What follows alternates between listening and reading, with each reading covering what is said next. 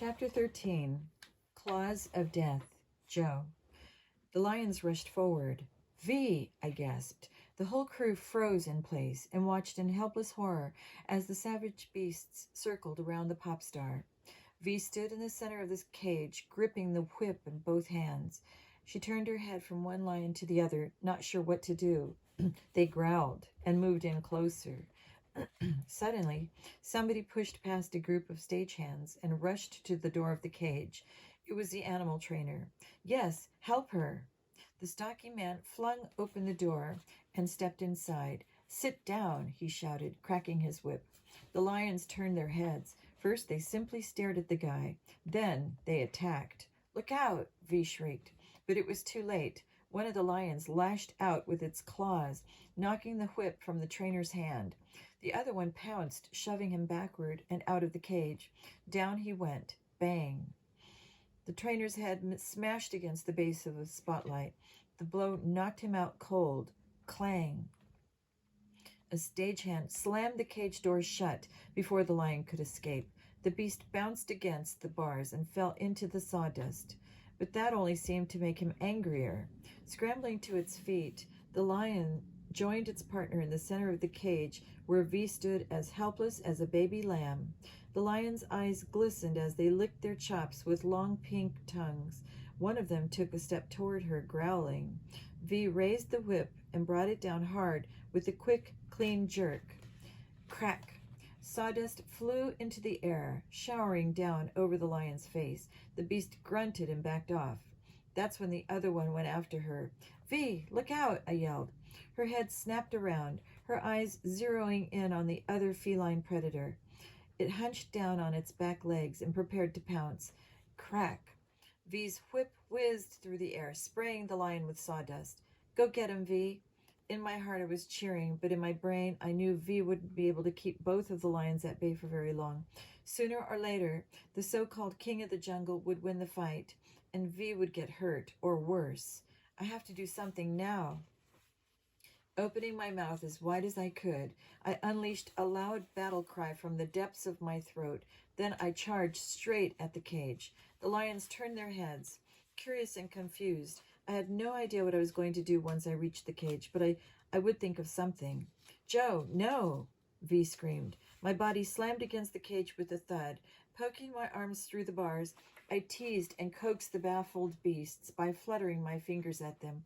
Here, kitty, kitty, kitty, I cooed. One of the lions seemed to grab the bait. He turned and walked towards me, while the other gazed on silently. What's new, pussycat? My hand dipped back and forth a few feet from its face. The lion followed my fingers with its eyes and licked its teeth. Down, down, down. I lowered my hand all the way to the ground. Then I grabbed a big handful of the sawdust and threw it in the lion's face. Ugh! The animal went crazy, yelping, twitching, and rolling on its back. The lion pawed its face furiously to shake off the sawdust. I looked up at V. A huge smile spread over her face, but then her attention turned to the other lion. It was circling around her, moving faster and closer with every step. Hey, cat, want a piece of me?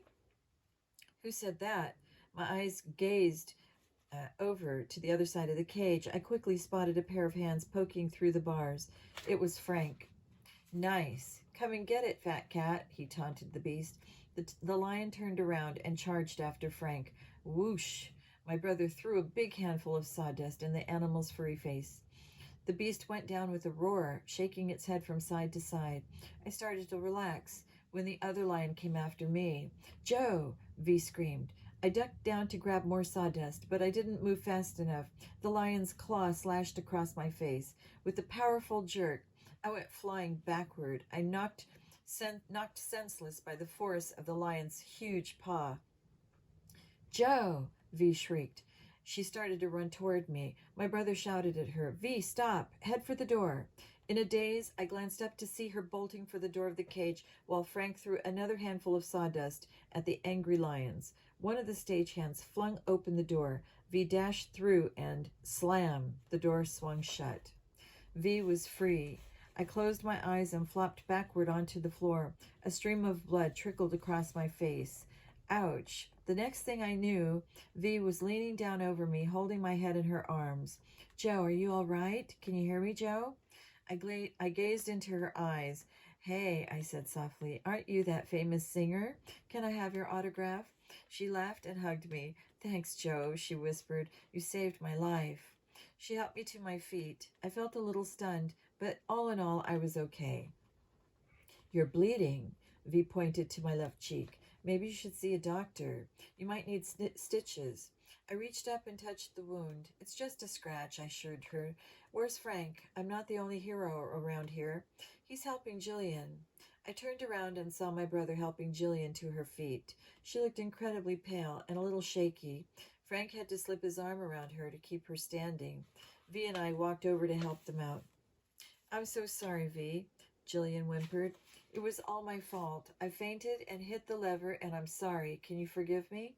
V smiled. Next time, watch where you're standing. But of course, Jillian, I know this was an accident. You should come to my trailer and lie down. You're as white as a ghost. Jillian nodded weakly. Frank handed her off to V, who helped the girl back to the trailer.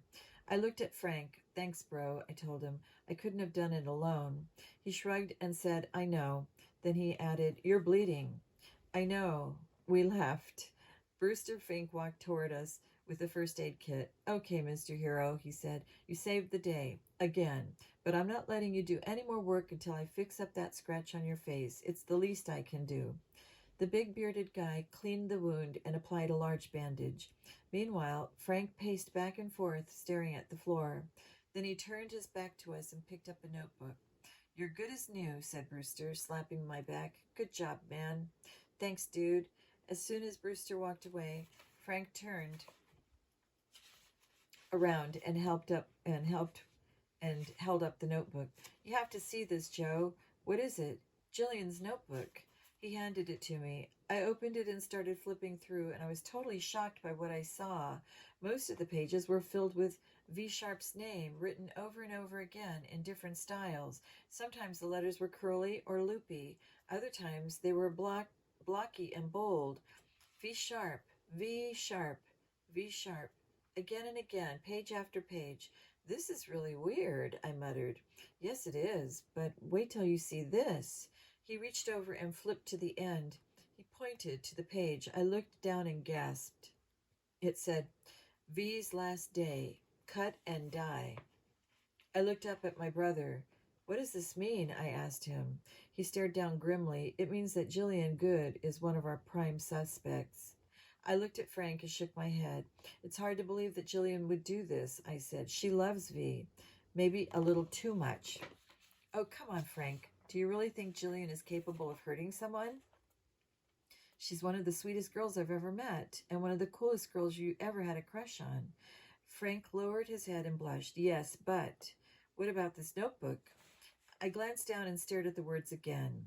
Cut and die. Maybe we should just ask her about it, I suggested. Frank looked up at me. Maybe you're right. I threw my arm over his shoulder and steered my brother toward the trailer out back. In my mind, I knew there must be a logical explanation for the crazy stuff in Jillian's notebook. She wasn't a cold-blooded killer, I was sure of it. But then I heard a loud piercing sound coming from inside the trailer. V was screaming. Chapter 14. Cut. Frank. Jillian, stop! V screamed again, even louder. Joe and I dashed to the trailer. Without bothering to knock, we flung open the door and scrambled inside. I'm not sure what we expected to see. Jillian strangling V? Jillian attacking V with a weapon? But what we didn't expect to see was the two girls reading a newspaper and laughing hysterically. V, are you okay? Said Joe. The girls looked up and stopped laughing. Jillian quickly stashed the paper behind her back. V had a guilty look on her face. What's going on? I asked. We heard screaming. Oh, it's nothing, Jillian answered. We were just laughing over something. Girl stuff. I glanced down at the newspaper. V sighed. You might as well show it to them, Jillian. They're going to see it sooner or later. Jillian handed me the newspaper. It was one of those cheesy gossip papers you see at the checkout stand in grocery stores, the kind that features the latest celebrity scandal. But this time, Joe and I were on the front cover. Give me a break, my brother muttered. The headline read, V Sharp's secret shocker, Brothers battle for her heart and land in jail. There was the photo of Joe and me walking out of the police station. The picture was ripped in half so that we were separated by a huge color shot of V. Her lips were puckered up like she was ready to kiss one of us. Joe's eyes bugged out as he started to read the story. This is ridiculous. It's nothing but lies. V shrugged. Welcome to Hollywood, boys. We gathered around the paper and giggled over the phony story. The reporter claimed that Joe and I got into a fistfight at V's house, and the star couldn't decide which of us she liked. No wonder the girls were screaming with laughter. I was laughing too, but then I remembered that Jillian was still a suspect. In fact, I was holding the evidence in my hands, Jillian's notebook. I waited until the girls finished reading the story. Then I cleared my throat and held up the notebook. Jillian, you dropped this.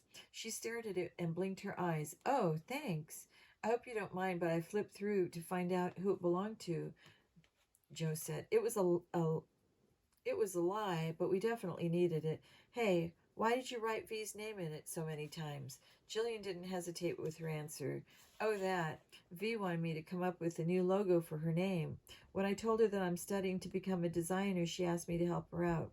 V nodded. Yeah, I need a new design for my album covers, t-shirts, stuff like that. That makes sense. I felt a little guilty bringing it up, but I had to. What about this? I asked, opening the notebook to the last page. Jillian leaned forward and read it out loud. V's last day, cut and die. She glanced over at V, and both of them burst out laughing. They think I'm a suspect, V, Jillian said, giggling. You can't blame them, V told her. It sounds like a death threat. Jillian saw the confusion on my face. She stopped laughing and explained. V asked me to remind her to have her hair cut and dyed for the last day of the video shoot. My hairstylist hates it when I miss appointments, added V. I started to laugh. Oh, well, in that case, the word is dye, D-Y-E, and not D-I-E. Jillian shrugged. Okay, so I'm not a good speller. A few minutes later, we were called back onto the set. Spider wanted to finish the lion taming scene without the lions. We have enough animal footage, he explained to the crew, but we need more shots of V in her lion taming costume. We can put it all together in the editing room. The lions were quickly wheeled away, and we shot the rest of V's scene without a hitch. It was cool to watch her dance and sing with the music. It was even cooler that nobody tried to kill her while she did it. Cut. That's a wrap, Spider announced at the end of the afternoon. Thank you, everyone. It's been a tough shoot, but we did it. The crew cheered. Brewster clapped his hands to get their attention. Okay, everyone, we're finished here, so please stack up all the props against the far wall. Just one last location shoot tomorrow morning, and the video is in the can. I'll see you all bright and early at the Hollywood sign. The crew scattered. Spider folded up his director's chair and took off. V was heading back to her trailer, but T-Mix grabbed her on the way. Hey, V, he said, jogging up next to her. His long braids bounced as he ran. I set up a recording studio in the next building. If you've got the time, I'd love for you to do some of your new vocals for the dance remix of Girls Rule. V sighed. Gee, T-Mix, I'm pretty beat. It's been a long day. Please, please, the record producer begged. The record company wants to release it as soon as possible. The CD version is still climbing up the charts. V thought about it. Well, I'm not anxious to face those reporters. Are they still waiting for me at the front gate? Yep, he said, at least a dozen of them. I had to push and shove to get past them. V rolled her eyes. Okay, she agreed. I might as well stay here and get some work done. Maybe they'll get tired and leave. She turned to face Joe and me. Do you guys want to come and watch me in the recording studio? That would be awesome, said Joe. But first we should help move the props, I reminded him. We could catch up with you later. V. Great, she said. We'll be in Building B, said T-Mix. The two turned around and walked off. Joe and I joined the crew on the sound stage. I had just started sweeping up when I found a crumpled piece of paper lying in the sawdust. Joe, come look at this. I showed him the paper. It was another death threat. Number 3, wild animals. Joe glanced around the soundstage. Anybody could have put it there, he said. I sighed and shoved the note into my pocket. Then we went back to work. It took us almost an hour to tear down the set and stack up all the props. Hey, Frank, help me lift this crater onto the pile. Joe stood on his toes, struggling to hoist the plaster prop over his head. I don't know, bro, I said. That pile is pretty high. If you ask me, it looks dangerous. Who asked you? Just help me. I reached up and pushed the fake crater onto the stack. Then I tested the pile with my hand, just to make sure it was stable. I would feel awful if the whole thing came crashing down on top of somebody. Does it pass regulation, Mr. Safety? Asked Joe. I don't know, I said. Maybe we shouldn't have stacked it so high. Joe rolled his eyes. Come on, it's fine. Let's go to the recording studio. I want to hear V sing. We left the soundstage and walked to the building next door. Inside, we passed a row of doors until we reached a red sign that said, Recording in Session. We peeked in. T-Mix sat in front of a giant mixing board, fiddling with the bunch of knobs. He glanced up, saw us, and waved us inside. Hi, guys, he said. We're almost done here. Have a seat. Joe and I sat down in a pair of office chairs and looked through the big glass window above the mixing board. V stood in front of a microphone. She had a bulky set of earphones over her head and a tired smile on her face. How should I sing the last line, T-Mix? Try shouting it as loud as you can, he said into a small mic. It should sound gritty and tough. V nodded and looked down. T-Mix pressed a button and the music started. I recognized the final chorus of Girls Rule, except now it was faster and harder, with a loud, throbbing dance beat. Girls rule, V belted out. Again, said T-Mix, rewinding the tape. Girls rule. T-Mix started clapping. That's it. Perfect. You got it, girl. V laughed. So we're done? We're done. She pulled the earphones off her head and rushed into the mixing room. Was that tough enough? Listen, T-Mix rewound the tape and played it for her. Pretty tough, huh? V smiled and nodded. I can't wait to hear the final mix, she said. T-Mix leaned forward and pushed a few buttons. I'll work on it tonight, he said. But this will give you an idea of what it will sound like. He played a selection for us. It was a dance version of Girls Rule, but it wasn't V's voice. Wow, that's amazing, said Joe. Who's that singing? I asked. T-Mix lowered his head and blushed a little. It's me. Man, you're awesome, said Joe. Isn't he? Said V. Totally, I agree. Why are you producing records for other people, T-Mix? You should be singing them yourself. T-Mix shook his head. No, man, I belong behind the scenes. Let's face it, I'm just a skinny little guy with big braids and pimples. I don't have the look that the studios are going for these days. V patted him on the shoulders. Don't worry, T. Everyone in the record business knows that you're the one with the talent. I just show up and you make the magic happen. He looked down on the floor. Thanks, V. We said goodnight to T-Mix and walked V back to her trailer. It was getting dark and the sound stage was empty. It looked like everyone had gone home. Come inside for a minute, said V, opening the door. I just have to call my agent and confirm my hair appointment. Joe and I joined her inside the luxury trailer. While V made the calls on her cell phone, my brother and I kicked back and played a video game. I was about to blow up Joe's spaceship when V announced that she had left her makeup bag on the soundstage. I'll be right back. Joe looked up from the game. Wait, I'll go with you. He jumped up from his chair, and I destroyed his spaceship on the video screen. They left me in the trailer. I had pushed the reset button and started to play a solo game when I heard something outside. A blood-curdling scream. It's V. I leaped to my feet, dashed out of the trailer, and charged across the soundstage. Joe and V stood against the far wall in front of all the props. The huge stack had fallen on top of somebody. A pair of legs stuck out beneath a cluttered pile of steel bars, wooden panels, and plaster props. All we could see were a large pair of men's work boots. Hurry, I said. Let's move this stuff.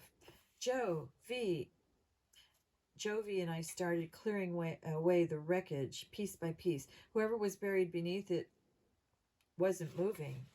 The final piece was a heavy wooden crate. Joe had to help me lift it off the body. V gasped. No. She spun around and started sobbing. Joe and I looked down to see for ourselves. I don't believe it, Joe whispered. Brewster Fink was dead. Chapter 15. A very bad sign. Joe. The police responded quickly. While Frank answered their questions, I took V back to her trailer. She was really shaken up by Brewster's death. He was more than a crew manager. He was my friend, she cried. We've been working together for years. He's like part of my family. I put my arm around her shoulder. Why? Why would anyone want to hurt such a sweet guy? She asked, weeping gently. It doesn't make any sense. I patted her back, not sure what to tell her. Her friend was dead, and nothing I could say would change that. I pulled her into my arms and hugged her. There was a knock at the door. It's me, Frank. Come in. He opened the door and stepped into the trailer. How are you doing, V? He said softly. She looked up, her eyes puffy and red. Not so good, she whispered. What's happening out there? Did the police find anything? Frank sat down. They think there was a struggle. There were scratches on Brewster's face, and they suspect someone pushed the stack of props on top of him. V looked down and shook her head. Frank continued, There's something else. The police found a harness underneath Brewster's body. It looked like someone had cut halfway through the straps to weaken it. A harness? I asked. Yes, it was the body harness that V's supposed to wear during the shoot tomorrow. What are you saying? Said V. Brewster's sabotaged the strap so I would fall? I don't believe it. Frank shook his head. No, I think Brewster walked in and caught the culprit in the act. He was killed because he was a witness. V sighed. So it's all my fault. Brewster died because some lunatic wants to kill me. She started to cry again. I hugged her and patted her shoulder. You should take some time off, V. I whispered in her ear. Forget about the video. She looked up at me. I'm going to finish this, Joe. Brewster would want me to. As they say in Hollywood, the show must go on. Frank looked uneasy. I wouldn't go hanging from a body harness if I were you, he said. V gritted her teeth. I'm going to do it. Now that we know exactly what the killer is planning, we can double-check the harness and the wires. Do me a favor, I said. Triple-check them. The next day, Aunt Trudy brought us breakfast in bed, along with a copy of the morning paper. Explain this to me, please, she said. I rubbed my eyes and looked down at the front page. The headline read, America's Deadliest Music Video. V Sharp's crew manager dead on arrival. Frank and I looked up at our aunt. She was incredibly upset. It says here that there's a killer on the loose, she said. Someone is stalking V Sharp on the set of her video. I shook my head. You know how the reporters exaggerate everything, Aunt Trudy. Yesterday they said Frank and I went to jail for fighting over V. Aunt Trudy pursed her lips together. Did somebody really die yesterday? Yes, but it was just an accident, Frank lied. That's awful. Why didn't you tell me? We didn't want you to worry. Aunt Trudy sat down on the edge of the bed. Well, you're right. I am worried. Maybe you two should skip the last day of shooting. My jaw dropped. But Aunt Trudy, these movie sets can be dangerous. My friend Betty has worked on them. She says people get hurt all the time. Frank sat up in bed. But it's the last day, Aunt Trudy. Please let us finish our internship. It might help us get into college. And we'll be extra careful, I added. Aunt Trudy weakened. Oh, all right. But you boys had better stay out of trouble and don't do anything stupid or dangerous. We promise, I said, crossing my fingers beneath the sheets. After a quick breakfast, Frank and I hopped into the rental car and headed for the Hollywood Hills. We had been told that the world-famous landmark, the Hollywood sign, wasn't open to the public. It could be reached only by using a narrow dirt path on the side of the road. We were given detailed directions, but as it turned out, we didn't need them. The path's entrance was mobbed with reporters. V's agent must have slipped the location to the press. Frank muttered as we pushed our way through the crowd. Ducking our heads down, we forged onward and ignored the reporters' questions. Do you think the killer will strike today? What actions are you taking to protect Miss Sharp? Which one of you boys loves her the most? Moving up the dirt path, Frank and I approached the top of Mount Lee, the tallest peak in Los Angeles. The director, the cameraman, and the crew were already hard at work, setting up the final scene. I looked up. Cool. There it was, the huge white blocky letters lined up in a long row overlooking the city. Hollywood. I'd seen them on postcards and in movies, but they looked so much bigger close up. Spider Jones, wearing a safari outfit and pith helmet, marched over to greet us. Hello, guys, he said. Did V come with you? No, I told him. He glanced down at his watch. I hope she gets here soon. The wardrobe lady wants to do some adjustments on V's superhero costume. He turned and walked away. Frank and I made our way along the length of the sign, staring up at the huge crane that swooped over the giant sign. So V is going to be hanging from that thing? My brother asked. Yeah, she's supposed to be a girl superhero. Spider wants to shoot her flying past the Hollywood sign. Frank sucked in his breath. It sounds pretty risky. Yeah, I know. I tried to tell myself that everything was going to be okay. The studio had hired extra security guards to keep an eye on things, and the crew assured us that V's harness had already been tested for safety purposes. Frank, Joe. We turned around and saw Jillian Good standing at the end of the sign. Is V here yet? She asked. No, we answered, walking toward her. Well, the killer is here, she told us. I glanced at Frank. What do you mean, Jillian? He asked. What makes you say that? She waved us forward. The three of us scrambled up the sloping hill behind the giant H. Then Jillian pointed to the back of the sign. Someone had spray painted the words, Number 2, Fall from the Sky. But that wasn't all. Underneath it said, Number 1, Fall off the charts.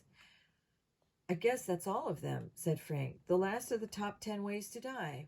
My stomach knotted up. I looked up at my brother and said, I guess that means that the killer is going to make his final move today. Frank nodded. Jillian gripped him by the arm. We turned our attention to the dirt path below us. The sound of motorcycle engines echoed in the valley. Spider Jones shouted something, so we scrambled down the hill to see what was going on. 2 motorcycles pulled up in front of the sign. The riders turned off their engines and pulled off their helmets. It was V and her half-sister Kay. I slapped Frank's arm and laughed. I didn't know V liked motorcycles. Awesome! We dashed over to greet them. Since Frank and I were motorcycle owners, we had a million questions to ask the Sharp sisters about their bikes. Check it out, said V. I can receive email messages on my dashboard.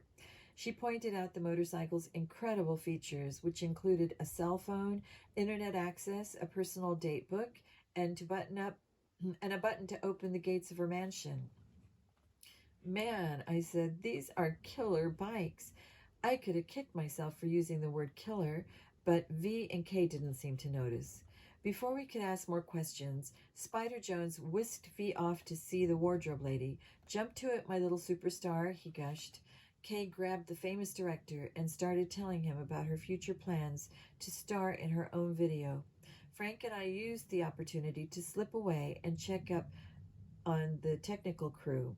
We wanted to make sure V was going to be safe in her body harness. The man in charge of the flying scene was a real pro. Trust me, he told us. This harness and crane could lift an elephant. There's nothing to worry about. Still, I couldn't stop thinking about the warning on the back of the Hollywood sign, Fall from the Sky. I stared up at the giant crane. Frank patted me on the back. Everybody's doing everything they can, Joe, he said. V's going to be okay. I was about to express my concerns when someone yelled my name. Joe, how do I look? I turned around. There was V, looking totally amazing in a tight pink and gold costume with a long flowing cape.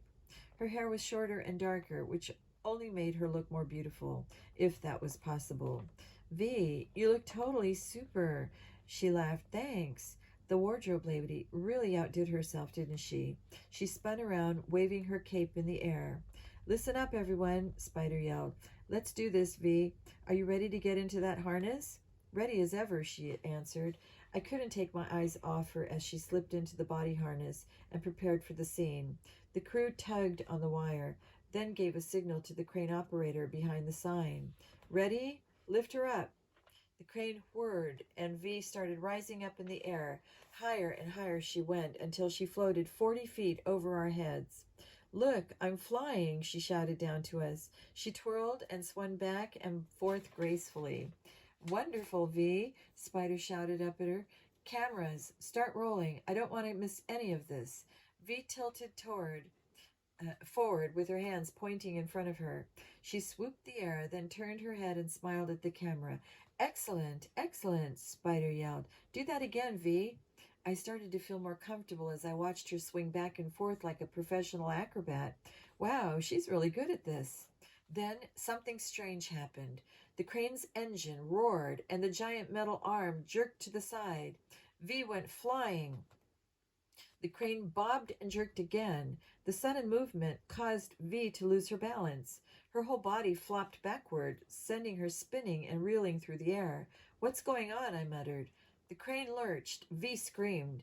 I watched helplessly as the metal arm of the crane jumped and swerved, kicking and screaming. V went hurtling toward the sign so fast her body was almost a blur. Suddenly it hit me. She's going to crash. Chapter 16. The big chase scene. Frank. Look out, V, Joe shouted. The pop star soared toward the sign, spinning out of control, and wham! Her feet crunched down against the giant H and cushioned the impact. Bending her knees, V shoved off the sign and went flying backward. The crane pivoted and lurched again.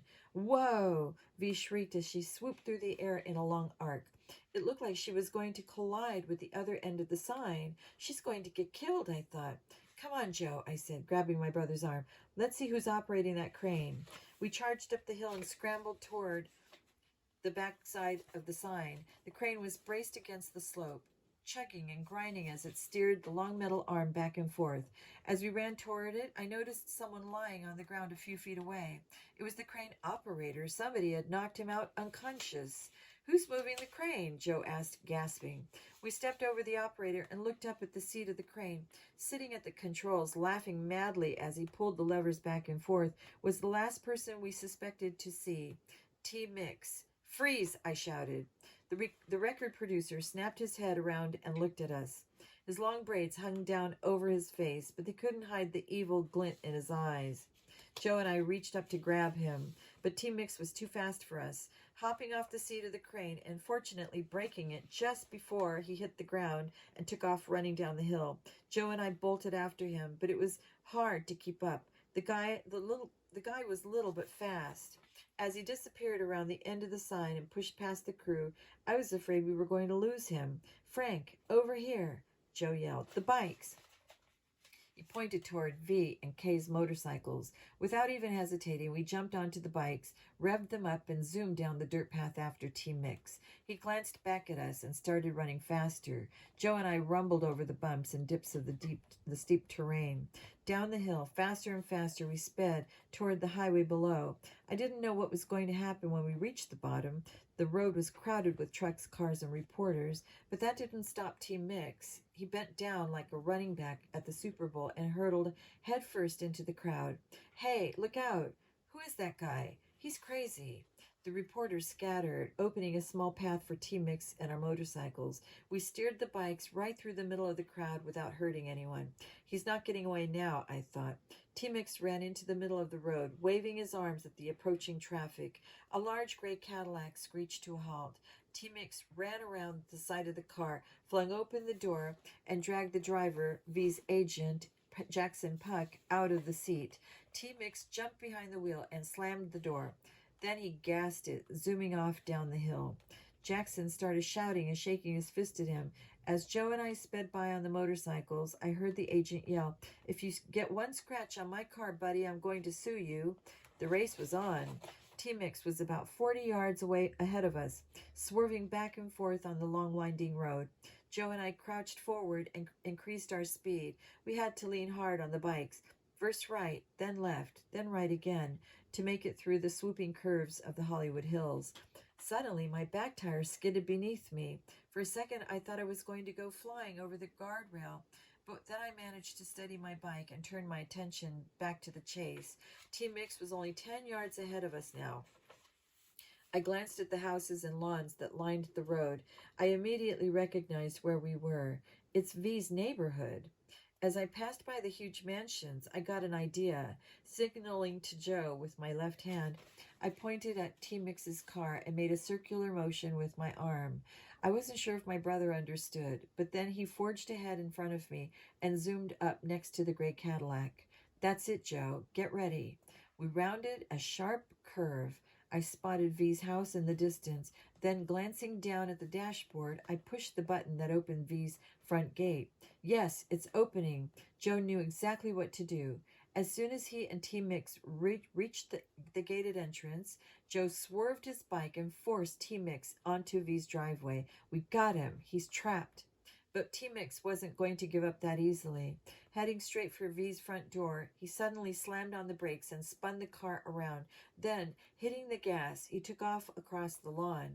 Clods of grass flew into the air. Joe and I swerved around them and screeched to a halt. I glanced at my brother. What do you think of this guy, Joe? I think he should be put behind bars, and that's just for his driving. We laughed and revved up our engines. Then we took off across the lawn after the Cadillac. T-Mix drove like a maniac. Somehow, he managed to mow down every plant, bush, and flower in V's Japanese garden. Joe and I followed right behind him, but it wasn't easy. Every hill and stone was like a little ramp that sent our bikes soaring into the air and bouncing off the grass. T-Mix steered the car around the side of the house and plowed his way toward the backyard. He was heading straight for a giant row of trimmed hedges. He's going to crash, I thought. But I was wrong. T-Mix turned the steering wheel at the last second. The car veered around the hedges and disappeared.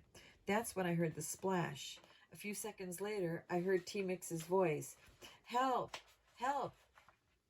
Joe and I guided our motorcycles around the hedge and pulled them to a quick stop. Help! T-Mix had driven the Jackson Puck's Cadillac right into V's swimming pool, and it was sinking fast. Help! I can't swim. I looked at Joe. Well, should we help him? Joe shrugged. Sure, why not? I bet he'll write some really interesting songs in prison. It didn't take long for the police to arrive, and the reporters too. The whole place was swarming with people. T-Mix kicked and squirmed as we held him down on the ground next to the pool. Joe and I were still soaking wet after saving him from the sinking car. Why did you do it? Joe asked him. Why did you want to hurt V? She's one of your biggest stars. Maybe she is, T-Mix sneered, but I'm the biggest talent. She's just a pretty face. That's why she's famous. But I write the songs. I mix the tracks. I should be the famous one. A pair of police officers came running toward us, and a mob of photographers started snapping pictures. Well, here's your chance to be famous, said Joe. Infamous is more like it, I added. T-Mix stared up at us with a wild look in his eyes. Then he started howling with laughter. Joe and I were relieved when the officers finally handcuffed him. A crowd of people gathered around as the police escorted T-Mix to their squad cars. Dozens of reporters started asking questions and taking pictures. Look at me, T-Mix shouted at them. I'm a star. I'm a star. The police pushed his head down and forced him into the back of the car. Then the door was slammed shut and T-Mix was taken away. Joe looked at me and shook his head. That is one messed up dude, he said. You think? I know, but now I'm worried about V. We left her hanging over the Hollywood sign. Maybe this is her, I said, pointing toward the driveway. A long black limousine drove past the reporters and stopped right in front of us. The door flew open and out stepped V Sharp. She was still wearing her superhero costume.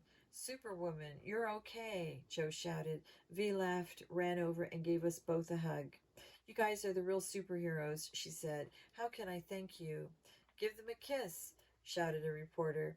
V laughed again and puckered her lips for the cameras. Flashbulbs flickered all around us as V kissed our cheeks.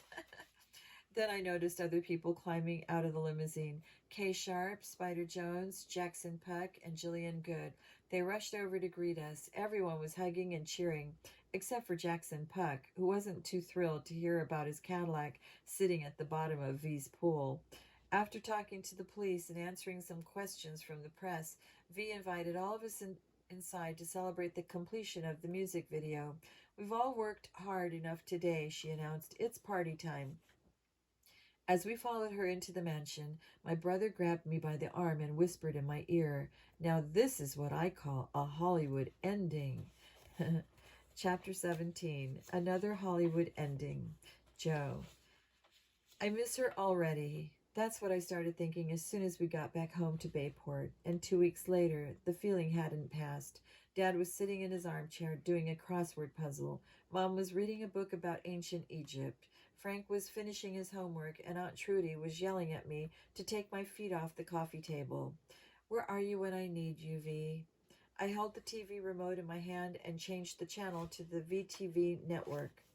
Here it is, I said, sitting up. Our music video is about to premiere. They'd rushed it into production after Team Mix was caught. I'd been waiting anxiously to see it. Dad put down his crossword puzzle. Mom closed her book, and Frank pushed his homework aside.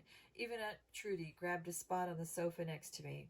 I'm curious to see what all this fuss is about, she said, adjusting her glasses. Actually, the whole family was curious. Every news program in the country had shown pictures of Frank and me getting kissed by V in her superhero outfit. Every day the press had more juicy details about the pop star stalker and his top 10 ways to die. Frank and I were a little nervous about all the publicity. A few reporters had even called here to the house to interview us. Thankfully, Aunt Trudy told them they had the wrong Hardys. It still scares me to think about that weirdo, said Mom. What are the chances that you boys will be working side by side with the killer?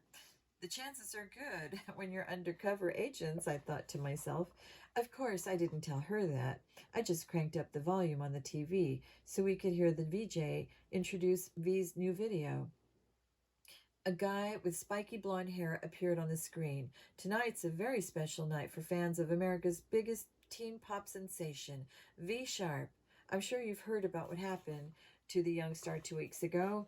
After receiving a number of anonymous death threats, V was nearly killed in a series of mysterious accidents on the set of her new music video. V managed to survive, and the culprit was apprehended thanks to a pair of brave teenage interns. A picture of Frank and me flashed across the screen. I nudged Frank. You should have smiled, dude. Look who's talking, he said. You have red eye. Aunt Trudy shushed us. The video is about to start, she said. I looked at her. Since when are you a V Sharp fan, Aunt Trudy? She smiled primly. Actually, I like her new song. I heard it on the radio today. Well, maybe I can introduce you to her. I have connections, you know. She slapped my arm. Shh. We turned our attention back to the blonde-haired announcer on TV. The legendary record producer, Team Mix, has confessed to the crimes and is being held without bail. For V Sharp, the nightmare is over. And what better way to celebrate than to introduce the brand new video of her #1 hit single, Girls Rule. The picture changed to a video message from V Sharp. She looked straight at the camera and said, Hi, everybody. It's me, V. I just want to thank you for all of your love and support I've received during these tough times. But most of all, I want to thank Joe and Frank. This one's for you. The screen went black. The video started. A heavy beat pounded and throbbed from our TV speakers. Beautiful images flashed before our eyes. It was like reliving our whole experience in Hollywood. I couldn't help but smile. There she was, V, as a black widow spider, a mermaid, an astronaut, a lion tamer, and a superhero. Hey, if anyone could prove that girls rule, she could. Suddenly, I heard the flapping of wings overheard. Let me read that again, I'm sorry. Suddenly, I heard the flapping of wings overheard. Playback, our parrot, swooped into the living room and landed right on top of the TV set. Check it out, said Frank. I knew that bird was a big V Sharp fan. Playback squawked, Joe loves V Sharp. Joe loves V Sharp. I groaned and covered my eyes. Why did you teach him that, Frank? Because it's true. I ignored him and watched the rest of the video. V looked totally cool swimming in the giant goldfish bowl and cracking the whip at lions. I practically forgot that she had almost been killed in every scene. All of a sudden, my face appeared on the screen. Look, it's Joe. Aunt Trudy squealed with delight. Everybody laughed and cheered. Frank punched me playfully in the arm as I slumped down deeper into the sofa. Seeing myself in those powder blue pajamas was a little embarrassing. Ah, you look so cute, Joe, said Mom, just like a little boy. Okay, it was very embarrassing. But what the heck, I figured I was in a V-Sharp video. Finally, the video ended. The whole family clapped their hands. Mom gave Frank a hug, and Aunt Trudy kissed my cheek. Then Dad looked at us and said, Good job, boys. I could tell by the look in his eye that he was congratulating us on our latest assignment. He was the only one who knew how much danger we'd been in. Suddenly, there was a knock at the door. I hope that isn't a bunch of reporters, Dad said. Oh, it's probably a group of screaming girls, said Aunt Trudy. I'm sure your fans are dying for your autographs. Why don't you answer the door, Joe? There was a strange twinkle in her eye, but I ignored it and walked to the front door. Reaching for the knob, I opened the door slowly and peeked out. No way! I couldn't believe my eyes. It was V Sharp, here in Bayport. Hello, Joe, she said, smiling, that world famous smile. V, what? Where? How? I stammered. V shrugged her shoulders. I just happened to be in your neighborhood. You're kidding. Of course I'm kidding. Bayport isn't exactly the crossroads of the world, and that's exactly why I'm here. What do you mean? V sighed and pushed a strand of hair off her face. If you invite me in, Joe, maybe I'll tell you. Oops, sorry. Come in. I was so shocked to see her that I could barely think straight. Stepping back to let her inside, I ushered her into the living room to introduce her to my family.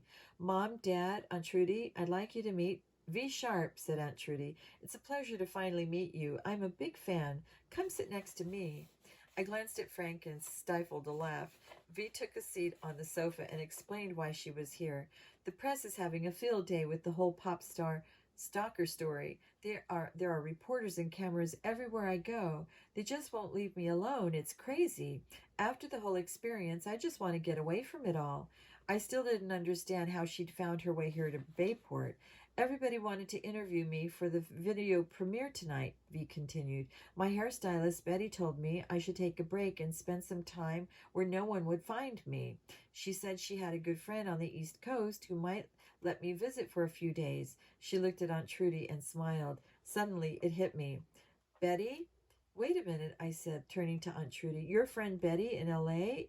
is V's hairstylist? Aunt Trudy leaned back and smirked. I have connections, you know, she said. I couldn't believe it. Aunt Trudy had invited V to stay with us until the whole pop star stalker thing cooled down. Did Mom and Dad know about this? I asked. They all nodded. I shook my head and laughed. This is great. So how long are you staying? 4 or 5 days. Where are your bags? On the front porch? How cool is this? Very cool. V smiled again. I was so excited I just wanted to hug her. But first Frank and I had to go outside and get her luggage. As soon as we were alone, I grabbed him by the arm and said, This is too good to be true, Frank. I was afraid I'd never see her again, but this is my chance to really get to know her. So please don't ruin it for me. My brother looked surprised. What are you talking about? You know, don't pull any pranks while she's here. Don't make me look stupid. Don't make fun of me in front of her. Whatever you say. Frank, don't worry, man. I won't say anything to embarrass you, I promise. We picked up V's luggage and went back inside the house. Aunt Trudy had moved V into the dining room where she was ladling out a big helping of her homemade chicken soup. Frank took the bags upstairs while I sat down with V. Your family is great, she said, and so is this soup. We started talking about all sorts of things, music, sports, movies, motorcycles. I couldn't believe what an awesome girl she was. I also couldn't believe Frank had agreed not to tease me while she was here. But then my brother walked through the dining room with playback on his shoulders. The parrot squawked, Joe loves V Sharp. Joe loves V Sharp. I should have seen it coming. And that was the end of that one. Well, I hope you all enjoyed it. Thanks for listening and have a good night.